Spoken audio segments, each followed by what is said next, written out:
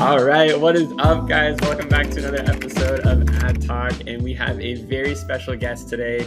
I'm really excited for this interview. We have Weston Hudspeth is with us today, and he is the dude when it comes to high ticket sales.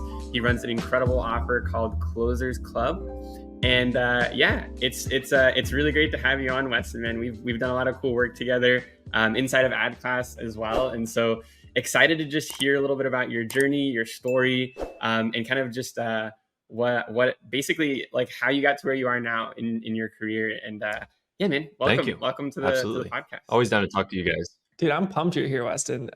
Before we get into like what you're doing now and all that stuff, Caleb threw out a buzzword already, right?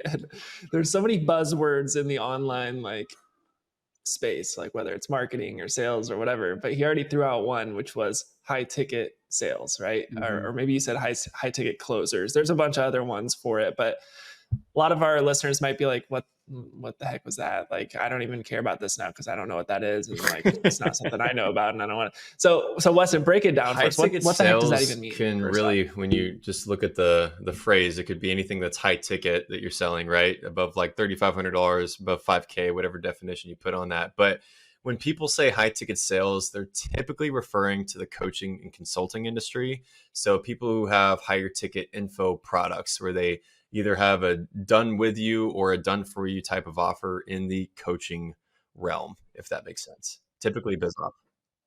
Yeah.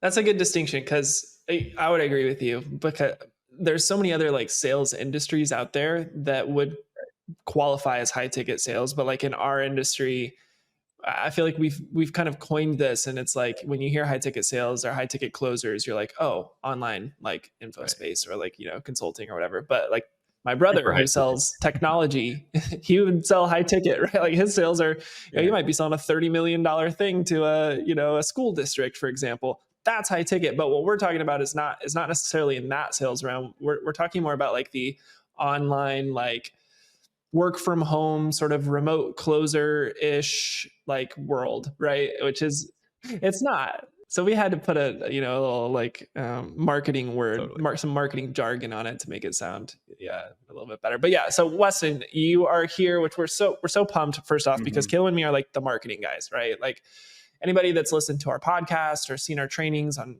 all that stuff, we always focus really heavily on the marketing side for sure. And marketing and sales are like this. It's almost like two sides of a handshake, right? To make any business work, you got to have one person sticking out their hand, that's marketing, and the other person sticking out their hand and shaking, and that's sales. And where that handshake happens is obviously where businesses are either made or broken, right? It's like you could have all of the leads in the world on the marketing side and no one to close them, or you could have, like basically no leads and someone to close them, right? Which we've run into that issue before. And either way, it doesn't work. So it starts with marketing and it ends with sales, and then it goes on obviously to like fulfillment and stuff. So pumped to talk to you today because I think you understand sales in a way that we don't, first off, and we want to just pick your brain on it. But before we do that, Caleb, we want to get into a little bit more of the backstory, because I think high ticket sales is one of those things that a lot of people actually have the skill set for, but they've just never heard of it, or they've never gone down that sales route. Maybe they're stuck in a job they don't enjoy. Maybe they're doing something that isn't fulfilling and they're just like, what could I do? And I think sales is like one of those things where there's a lot of opportunity out there. Every business needs it. So that's kind of what I want to get into now, Weston. I want to know a little bit more about like where you were at and how you got to where you're at now. You've made a huge journey, Weston. Like I mean, I don't know if you want to get into exact numbers or what you're comfortable with sharing, Weston, but I know that like you've had some monster months for some of the offers that you've helped scale up. And it's pretty inspiring to like, because I know that you haven't been doing this for like 30 years, you know what I mean? And so for you to kind of get to those insane months so quickly, like I'm really interested to kind of hear, where did it start? Like how did Weston kind of get into this world and scale up? 100%. I'll say right off the bat, like, there is so many salespeople that are like a million times better than me. They're like, you can't even come close to comparing me to how much more advanced they are in their like skill set and like just competence and the neural pathways that they've carved out in their brain, they have word tracks like embedded into their brain. Whenever they hear an objection, that just immediately comes out. I'm not there yet, full transparency, right? And there's people that are way better than me. Yeah. But, and I'm not saying this to be brassy at all. There's been months that I've made like $47,500 in 1 month. They are way better than me, and they will never make half that in 1 month, but they're way, way better than me. So I'm not saying that to be brassy at all. Yeah. Say that again. They're Say way that better again. than me. That last part, that was key. They have more right? talent. They're just in the wrong industry. But is my biggest thing, to put it shortly. Like, yeah, it's funny. My 1 year in high ticket sales, or excuse me, 1 year in sales, I made $42,500. The next year, I keep my little souvenir here. We can obviously blur out the important stuff, but like $235K in 1 year. So 42,000 1 year, 235K the next year. In 1 year, I didn't get 5 times better at sales. I didn't get that much better in terms of my income. I just like shifted into. I also didn't work harder. That's the other thing. I didn't work harder either. It's not like I just went ham and was like, oh, I'm going to make something of myself and just, started going crazy. So the only thing that changed was like the opportunity that I was in. So I think a lot of people are wasting their skill set or their talent that they have, that they've worked so hard to achieve, but they're just utilizing it in a vehicle that cannot give them as much income as they desire. They're in the wrong opportunity, basically. So how did you figure that out? How did you figure out that, so you basically said, I didn't work any harder. You might've gotten better, but you didn't get 10 times better. You didn't like stay up all night grinding, dialing the phones, right? Like you didn't do anything that you weren't already doing. So how did you realize that you could make a switch that would be better for you? Like, what was that moment, that light bulb moment where you're like, you know what? I'm working kind of hard and making less than graduates just out of college are making it their entry level jobs, right? Yeah. Like where was that moment? It's one of those things where when you describe to someone how the high ticket sales space works, it kind of sounds too good to be true. And the only way, with a lot of other investments or things that you're looking at getting into, the only way to find out whether it's real or not is just to do it. And whenever I got my first high ticket sales gig, I was like very, very unsure of whether it was legit or not. The owner of the offer was 19 years old, doing about 150K a month in rev, the whole company. And the two closers underneath me were 18 and 17. And I came in and I was like, this has got to be like, there's no way that I'm actually going to come in here and make money. But I was just so fed up with like corporate sales. I had another corporate sales job offer that was like 100K a year plus OTE with a solid base pay. And I was like really excited to take that on. Then this high ticket offer came in and I was like, anything but corporate, I'm cool with. So anyways, I came in and I was like, I'll try it out. Dude. I closed my first 5 out of 6 deals. I closed my first 5 calls out of 6 calls. And I was like, okay, naturally people like things that they're good at. And so I was like hooked from day one, right? And so I was like, let's go. I can definitely make a lot of money here. And it was getting close to like the 2-week pay period where I was going to get my first check, and it was like $6,300 something. And I was like, I've never made this much in 2 weeks before. This is insane. And I like called my mom and I was like, Mom, I took the high ticket sales job with like the 19-year-old as my boss. And, I'm about to get paid this much money. And she was like, they're not going to pay you. You fell into some internet marketing thing. Like, this isn't legit. I was like, I kind of started to believe her for a minute. I was like, I hope I get paid. And I remember texting my boss, the 19-year-old, and I was like, hey man, I just want to make sure, is this real? Like, am I actually going to get paid? And he was like, yeah, bro, you're going to get paid. Got paid, long story short. And yeah, but I fell into it by accident. I was doing corporate sales, saw like a high ticket ad. It was like a Cole Gordon ad. And I don't know if I can like say his name or not, but anyways, Cole Gordon ad. They wanted to do like the interview thing, and they actually wanted me to join their team.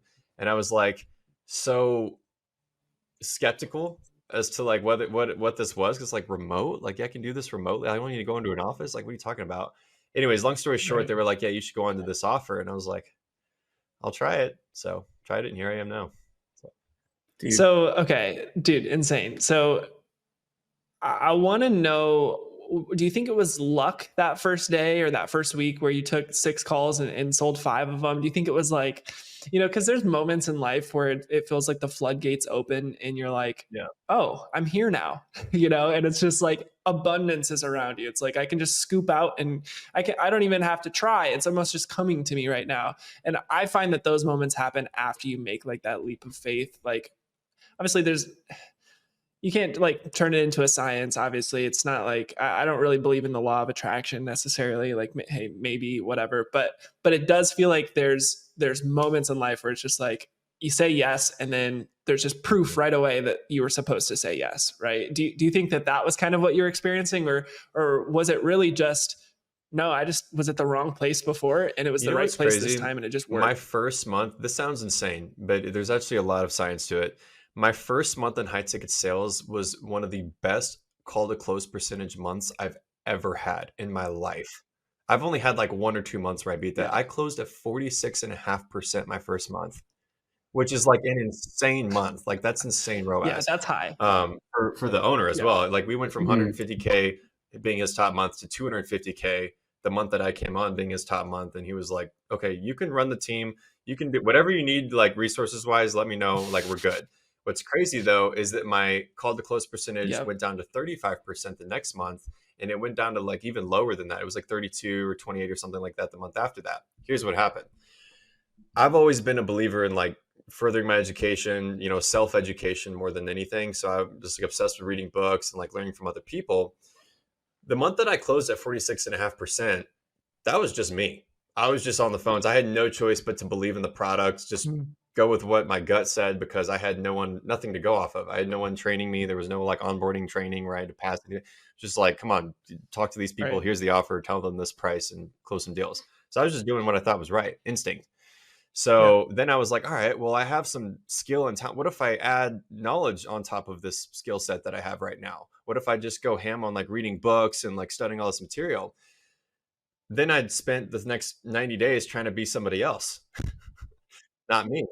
So I tried to like change my craft in a way to where it was like, it wasn't me who was selling. It was like the Jim Rohn book or the, Joe Girard, the greatest car salesman in the world or whatever. Right. And I was trying to be a different style. Right. That wasn't me authentically. So the number one thing that I shed a lot of importance of in my program when I'm training high ticket sales reps is like, hey man, I'm not going to tell you that like my way is the best way. My job is to figure out like what works best for you specifically, because I might have my way and I might have an objection handling, word track that I've developed. If you say it, it might sound like vinegar. Like it might taste like vinegar coming out of your mouth. It might just be like totally off. It doesn't fit your personality, because you don't believe it. And so I want you to figure out what works best for you specifically. So let's try a bunch of stuff.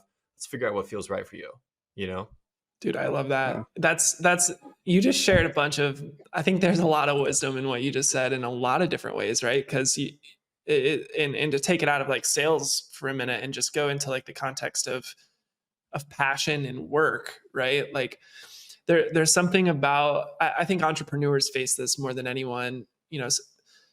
You jump into a new venture with both feet forward and you're super excited about it for that first period of time, whatever it is. Maybe it's a week, maybe it's a month, maybe it's a year, however long things are sort of just going. Like I said, the floodgates open and you're like, oh man, we're doing this thing. And there's the excitement and there's the hype and there's the wins.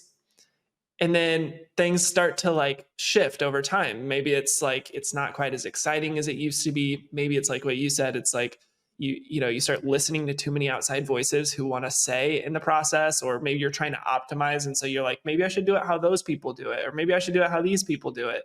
You start to try to become the thing that you already were actually when you started. And you're trying to optimize something that you really didn't need to optimize because you kind of had it when you first started. I find that in my own life. I was journaling this morning. I'm trying to start a new habit, right? Because I think there's so more than ever, we are faced with opinions and opinions and opinions. I mean, on every side of every issue, on everything we ever do, people have an opinion about it and how you could do it better. But what you just said goes in line exactly with what I was writing this morning, which is basically, it's not black and white, man. Like, the way I do it is how I do it. because of the way I am as a human, and the way you do it is different because you're unique as a human.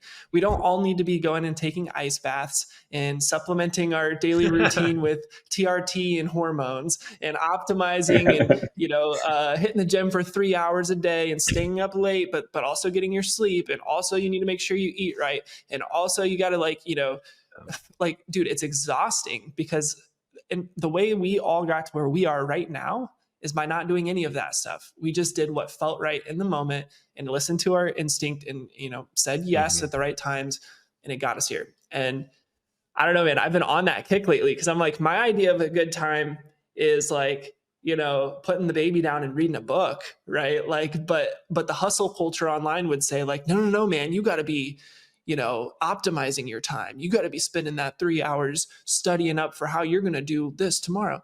And what you just said totally debunks all of that. You had none of that prep. You have none of that, like, here's how all the best high ticket closers do it. Yeah.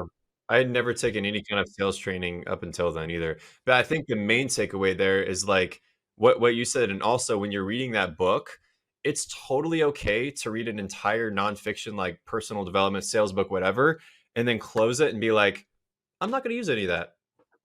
That's okay. That's totally fine. It's not for me. It's going to work for that guy. Yeah. It might work for 100 other people, but it's just not going to work for me. Cool. No worries. But now I know what I don't need to do or what's not going to work for me, right? Because it just doesn't feel natural. It doesn't feel right. Don't do it, And so I've gone through a lot of sales training and a lot of different books where like they're giving an example of what they would say to a prospect or whatever. And I'm like, I would never say that. It just wouldn't be authentic. It wouldn't come out right. Weston just doesn't talk like that. You know what I mean? Not to refer myself in the third person. I'm not going to do that again. Yep. Weston talks like this.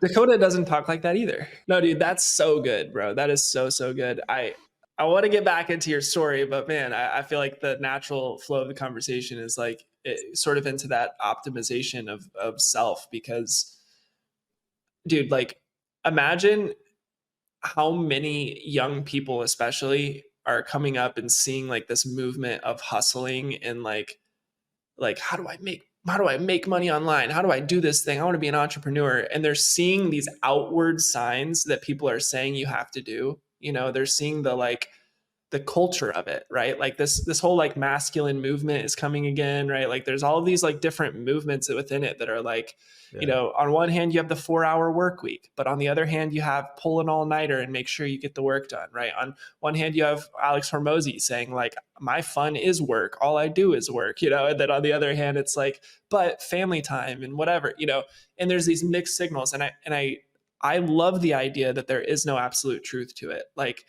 you are you and you do you, and like take what you want from other people, and maybe some of it's good and maybe some of it's not, but you got to be able to test it for yourself, right? And understand, is this going to help me in my journey or not? No, yeah. Dude, I mean, like it's I don't know. You got me hyped up with that. So what works for you, because like Hormozi, he's all about working 12 hours a day and grind, work. But like he doesn't have what you guys have. Little one running up to you, Dad. You would trade his $100 million for that 10 out of 10 days. You know what I mean? Like that's something that means more to you than work or money or anything like that. So you got to figure out like what your thing is, like what works for you. Don't do like what other people are saying works for them. Take note of it. Take note of it. Yeah, and it comes in stages. Got to figure out what works for you. So we skipped over something there that I think honestly is a very interesting discussion point as well, because we just kind of dove into the whole like, do you, right? Like be yourself and like kind of discover that internally, and you'll kind of find your way. But one of the interesting things that I think you said in your story that actually I know Dakota did, and so did I, which I find really interesting, is that there was a point in our young lives where we decided that we were going to go work for an entrepreneur or a startup or like a smaller sort of a deal. And I think that this is like a really interesting discussion point, because the reality is that going and working for a startup, like a really small company, especially if they're 19 years old, Weston, there's a risk to that, right? Like there's some like scary risk to making a leap like that. And it does not work all the time. In fact, I'd probably go out on a limb and say most of the time, like startups like that probably don't really work out. And so I think what could be interesting is like all of us, there was a point in life where we were working our like I don't know what you would want to call it, mainstream, like corporate type job, right? Like Dakota, like you're secure, teaching, right? Something secure. something super secure. And like Dakota, you left, worked for a really small startup agency. I left, worked for a really small startup real estate company, also owned by very early 20-year-olds. And like, it's just interesting to me that we all kind of took that leap. I think it kind of like, it probably installed something mentally for each of us that's like, hey, there's like a different way to like go about this whole like business and money and like my path in life sort of a thing. I think there's a piece of it that's inspiring, but also there's the side of a startup that's like, if it does work, the path to basically making more or progressing in your career is like rapidly increased. It's so much faster. And so I don't know. It goes I mean, from like, having a ceiling, like there's a ceiling before, to being completely uncapped. That's the difference. yeah. And it's just, I don't know. I guess I wanted to touch on that for a second because I noticed that you kind of mentioned that. And it's the same for Dakota and I. So like, what would you say, Weston, to someone who's like maybe in that scenario now? They're like in a scenario where they're kind of working a job that probably feels very secure, very safe. Maybe it's something that their family like encouraged them to do, or just that's the way that college kind of pushed them. What would you say to somebody that's like, hey, I'm not super stoked with what I'm doing now. I want to kind of branch out, but I don't know where or how or what's right. Like, Don't what would you complain about it unless you're willing to like absolutely change it and like do whatever it takes to really change it. Because a lot of people are like, oh, I want to be somewhere other than where I am right now. But like you look at their day and they didn't spend like 5 minutes like working towards that. And so it's like, you probably don't really want it that much. So you should probably just learn how to be more grateful for what you have. That's probably the answer, honestly, if we're being super straight up, right? But like, if you are spending, Yeah. you know, I mean, Courage, man. It's courage. I don't know if you know the guy Nick Bear at all. I've been following him forever. He's like a bodybuilder, has like a supplement company, but also runs marathons. It's crazy the stuff he does.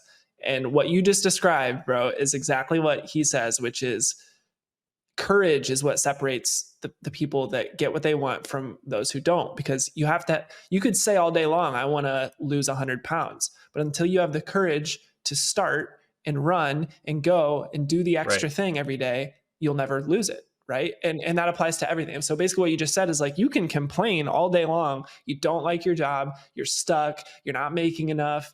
But if you don't have the courage, and courage is tough because you have to have a little bit of self-confidence, a little bit of like trust that it's all going to work out. But if you don't have that courage, you'll never ever change it, right? Like it's not going to just come to you. and I don't have like some story about how like I worked so hard to like get here. I don't have that, but I tell you what, some people would call it stupid, some people would call it courage. I did say yes to that 19-year-old and it worked out really, really well and it led me to here. So that's a perfect call out right there. It was courage. I guess it wasn't really the work ethic or the other inspiring stuff that we could, talk about or whatever. It wasn't that. Right. And there was an open door and you said yes to it. Yeah. Yeah. And we were each, I think, young enough to be able to do that. Right. Like ask me when I'm 50, if I would leave my job to go work for a 19-year-old. I mean, if I have family and kids and stuff, like I would have thought about that entirely differently. Right. But like, I think that there's this thing that like, if you're young and you don't have like the reality of what like life brings on with responsibility as you get older, it's probably a good call to like take a risk, right? I mean, if you're going to do it, that's the time. But yeah, I don't know. Bro, that's such a good point. And it's such a cool discussion topic too, because Caleb, I that trend that you just noticed, I mean, that's going to be true for almost any entrepreneur, right? Because at some point, even if you're watching like Shark Tank or whatever, one of the questions they always ask everybody is like, so what are you doing full time? Are you full time on the business, or are you still working your full-time job and this is your night thing, right? Is this your side hustle, or is this really what you're doing? Because there's this moment in any entrepreneur, or like, it doesn't even have to be entrepreneurship. It could just be like you're going, just doing something new. There's a moment where you have to go all in. And until you have that like make or break all in or not moment, you're not going to find out if it's something that can work for you to try fully, that, right? Then you probably just don't want it that badly. Therefore, you should stop complaining about not having it, right? Yep. The fear of what could be is overpowering your decision. Basically, you're like you care more about the fear of like this could maybe not work out than actually wanting to do it, which basically what Yeah, you just and said I was think it's true. It's like important you to just don't note want that it that like bad then. there's plenty of people Which is who fine. like there's absolutely nothing wrong in my opinion with just having a good job and like just that's fine. Like there's everyone there's always like hustle culture like we were talking about. Everyone wants to be the entrepreneur. It's so sexy right now, you know. But it's like there's really nothing wrong with just like having a job and like raising a family and you know doing stuff that you enjoy. Like there's literally nothing wrong with that. You know what I mean? Of So you course don't not, have to dude. like Yeah, be an of course entrepreneur and not. make $1 million. That Yeah. doesn't have to be your reality. So true. Well, bro, like, so, you know, I was a teacher for a couple of years, and I think a lot of my old teacher friends probably see what I'm doing now as an insult to teaching, right? Because sometimes I'll be like, I couldn't do it, man. I hated teaching. And I did. I hated teaching. But that does not mean that teachers are not an amazing group of professionals doing something that is so needed in our world, right? And so, exactly, Weston, it's not black or white. Just because it wasn't for me doesn't mean that I don't respect 1,000,000% everyone that stays in it. In fact, I think they might be the more courageous people because they're seeing a job that needs done and they're saying, I'm willing to suck up the bad pay and the dealing with the principals and the students and the, you know, all of the politics of it because I know that I'm needed here, right? So I love that, dude, because that is 100% as needed and as important as what we're doing. But if you're out there and you're like, I know what I'm doing right now is not what I want to be doing, you do have to have the courage to like do what you did. Say no to the corporate gig that would have been a guaranteed base salary. You said they offered you 100K or whatever. That's a great job, probably super stable. Say no to that and go work for some random 19-year-olds just because you feel like you have it in you to prove yourself in a different way. Yeah, I mean, that's 100%. That inspires me, dude. So cool. So cool. Cool. So Weston, let's pivot a bit. I think that those are deeper discussions than I was even planning on having here, which is really cool. Can But I say let's pivot back to the sales side. So just said, I just thought it, sorry to cut you off, but I want to say you're still a teacher. It's just that you just didn't like doing it in that way. So like maybe there's something that person that you're asking me about, Caleb, is doing it right now, but maybe there's just a different way they could do it where they would hit the goals that they want to hit.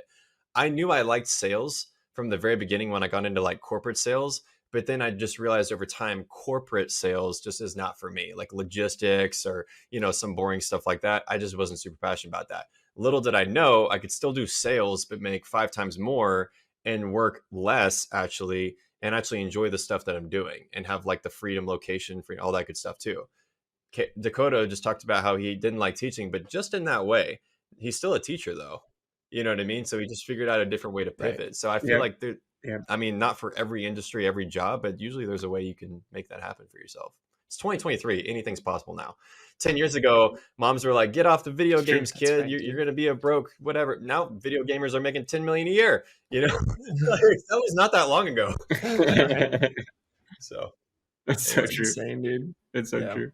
That segues perfectly into what I was going to ask you, because my next question was going to basically be like, okay, so somebody who maybe like, who would you say is a good fit for what you do now? And I'm not necessarily saying a good fit for Closer Club. I'm just saying, you just talked about there's a different way to do sales, right? So who would you say is like someone that you're like, okay, you're doing it this way, maybe you're unhappy with this way of doing sales or something related, right?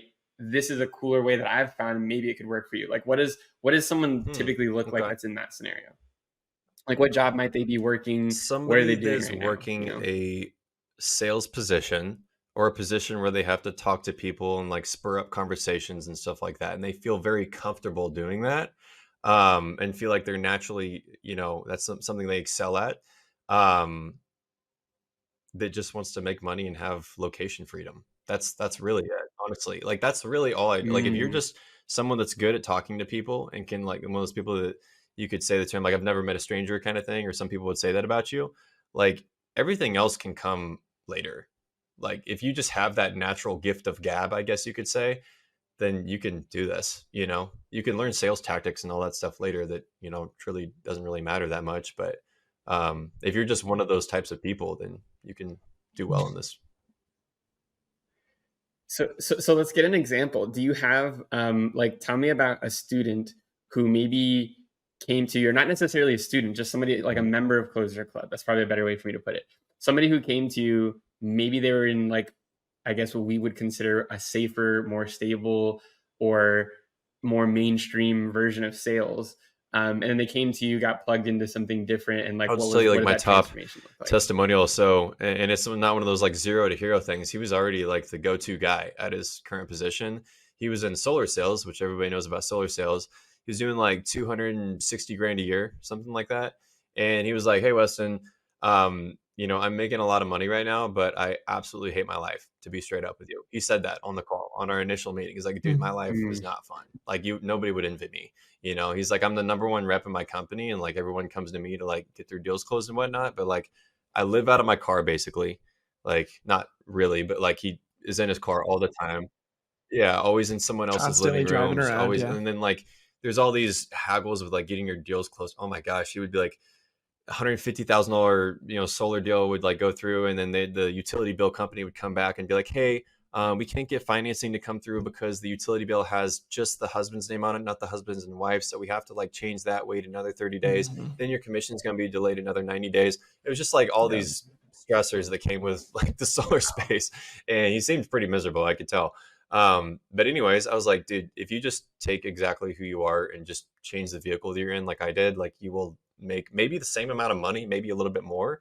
But your happiness will dramatically increase. And I have a cool testimonial we can like throw into this or whatever. Mhm. But he made 24K, I think it was his first month that I plugged him in with an offer. And he was like, dude, he says in the testimony, he's like, I took a lot of these calls in my underwear, man.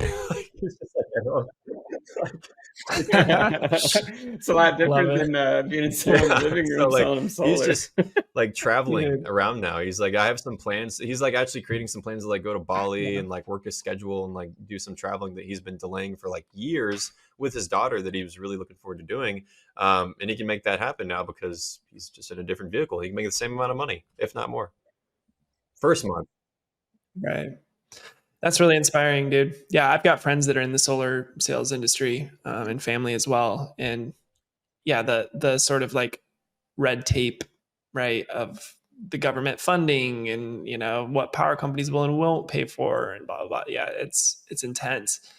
I think like what you said about sort of the personal like characteristics of a salesperson, I think that a lot of people might look at sales and say like it's something that I don't want to do because I've heard bad things about salespeople, right? Um, what would you say to those people? Because basically, you're describing a huge chunk of humans that are good at talking to people, are probably would be amazing salespeople, but growing up they weren't like, I want to be a salesman. Growing up they knew their uncle made a lot of money and he was a salesman, and they always thought he was kind of a jerk. You know what I mean? Like that's kind of the connotation that people have of sales, even though every successful company in the world has sales, right? So what would you say to those people? Because like I'm sure like first of all, you're an amazing guy, we love you. Like we would never think like Weston, he's just one of those sales guys that'll just get you to say yes to anything, you know what I mean? But that's the connotation. So like tell me more about that, because it's clear that like you like if you want to be a salesperson, there's opportunity, as you're saying, right? But what about the people that are like, I would never be a salesperson? That's fair. And I didn't grow up wanting to that be a just seems salesperson weird. either. I'll just throw that out there. But I heard a quote from Right. Jeremy Miner that I really liked. He said, don't go into a call or like a sales situation, whatever, looking to make a sale. Go into it looking to see if there is a sale. Okay. And so my biggest thing, like I can't tell you over the course of the past, like, 3-4 years that I've been doing high ticket, like I have walked away from like, I couldn't add it up. I would assume honestly it might be in the 7 figures. I don't know, but like, and not commissions, but like total revenue generated of deals that where I feel like maybe I could have closed it if I just would have sold them kind of thing. But I was just like, I just don't know if it's the best fit. I really don't. But here's the thing: I'm playing a marathon here. I'm not doing a quick sprint, trying to make 40K in 1 month and then dip. I'm playing the long term game, and I just know for me personally, I do have ethics, and I do know that like if you're going to make it long term in this game, like you got to have a rule that you abide by, and that's that you're not going to screw people over, because it will catch up to you. I somewhat believe in karma. I just know that like what comes around goes around. And Yeah. Yeah. So if I genuinely do discovery, and that's why I think I actually close at a higher percentage, because when I'm asking questions, like I actually am asking to see if it's a good fit. And the more I learn about sales and get other people's perspective on sales, the more I realize it's just all about clarity. Like we both agree that this is a good idea for you, because they're not going to trust you to make the sale to them unless they believe that you truly are somebody that understands your situation. And so I am being genuine when I'm asking questions like, hey, what's your financial position right now? What are you struggling with at the moment? Like when I'm doing my discovery questions, I am genuinely trying to figure out, is this a good fit or not? I'm not asking those questions from a place of like trying to use your pain against you at the end of the call so I can manipulate you emotionally into buying and do all this NLP Jedi mind tricks. I'm not trying to do that. I'm genuinely trying to see, is this right for you? Because I'll tell you whether it is or isn't, you know? And I think that authenticity, whether it's people agree with you or not, people appreciate and will always respond well to someone just being fully authentic, you know? Did I answer your question at all? 100%, dude. Yeah, and that's exactly what I was asking, because people, like, the reality is there are bad humans out there, right? There are people who are going to take advantage. There are people who in any industry are just going to like be out for their own self-interest to the point that's going to hurt others, right? And what you're basically saying is sales does not have to be like that, because ultimately what I find is if the product that you're selling is good and you truly believe in it, that's step one. Like once if you're going to, like, for me, like if I was going into sales, I would just have that as my first step and be like, I won't sell for something that I don't believe in personally, that I wouldn't buy, or that like I haven't seen good results from. And I think that's where people, I wish more time was spent there for high ticket closers, like, because there's a lot of offers. We've been in the space long enough. There's a lot of stuff out there that's just not good. That's just not helping people, right? Like the online guru scams do exist 1,000,000%. And the salespeople that help those things are basically saying like, this works, it's amazing, and not actually believing it on the back end, right? And what you're saying is that's not the norm. That's not how it has to be, right? Like in order to like really truly believe that you're going to help somebody by helping them purchase something that they're interested in purchasing and just looking for more information on, you're basically saying this product is great, you're great, and you two together are going to make this work, right? And you're kind of helping facilitate that. No, so, I definitely think that I love your answer. I recommend everybody steal this. You got to steal the AA quote, the Alcoholics Anonymous quote. It works if you work it. It works if you work it. I tell every single person that before I actually move them through on a sale. I'm like, you got to actually use this stuff. If it's like a done with you offer or something like that, I have to say that just for my own moral ethics. But, dude, so good. So good, Weston. All right, we got to chat a lot today on. We went deeper than I thought. So Caleb, I know Caleb's got an appointment he's got to head to here. So I want to be able to wrap up in a succinct way. And hey, maybe we'll just have to have a part 2 at some point too. Yeah, dude, this was so much fun, Weston. Seriously, bro, thank you for coming on. I want to wrap up in a succinct way that lets you kind of put a call to action out there, Weston. So if you've resonated with this at all, you guys at home listening, if you're like in the spot where you want to be doing what he's doing, or maybe you're just ready for a shift or whatever, what can they do, Weston? How can they get in touch with you? Closerclub.io, or just message me on Instagram at Weston Hudspeth, Weston with an O, not like the hotel, WSTON, Hudspeth, HUDSPETH. Hit me up. Let's go. We'll link him in the bio and all that good stuff too, so you guys can check him out. But Weston, we love you, man. Of course, we talk all the time, so we'll just talk to you next time. Awesome. Thank you, guys. Thanks, Weston. Peace out.